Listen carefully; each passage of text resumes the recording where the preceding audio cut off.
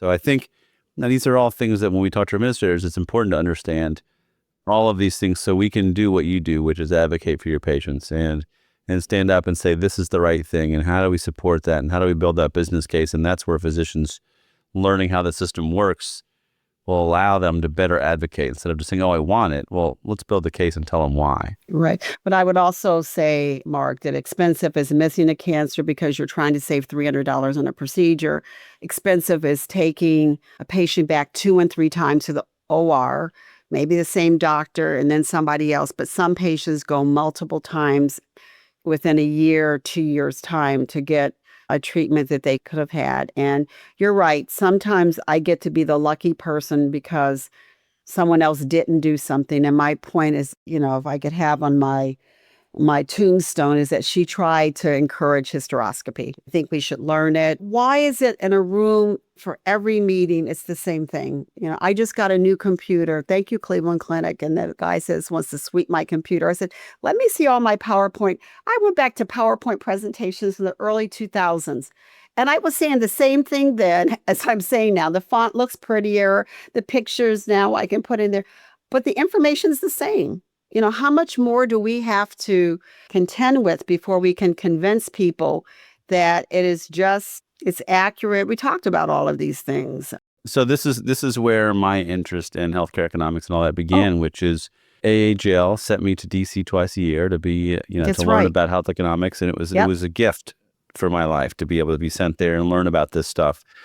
And what I realized is I hadn't learned anything in med school and residency and fellowship about how the business works. And what made me care about this stuff and what made me want to do this and what has made me want to go get my MBA is we can have experts do the best research in the world and prove that this is the right thing to do. But the reality is physicians are slow to change practice based on education. If you change reimbursement or the incentives that matter, you can change practice overnight. And if you decrease reimbursement for procedure, okay, so if Medicaid says, hey, we're going to pay less for a hysterectomy, guess what happens to the number of hysterectomies performed that next year? It goes down.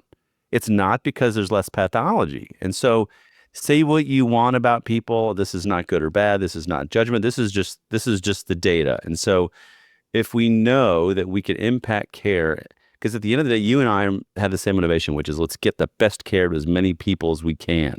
And if the reality of the situation is a limitation of that ability, then how can we understand the system better to to sit at the table and make good arguments to the folks writing the checks to say this is the best way to do it. And so I think I appreciate your advocacy, and I think that the starting and ending with what's the best thing for our patients. And even with the work, as an administrator, the work I'm doing, it always ends with, are we doing the right thing for our patients? Because we're never going to make money on everything, and that's not the point. But how about the medical legal reality when you say that documentation, my notes say documentation of visualized normal endometrium provides a stronger medical legal protection than just saying normal tissue obtained.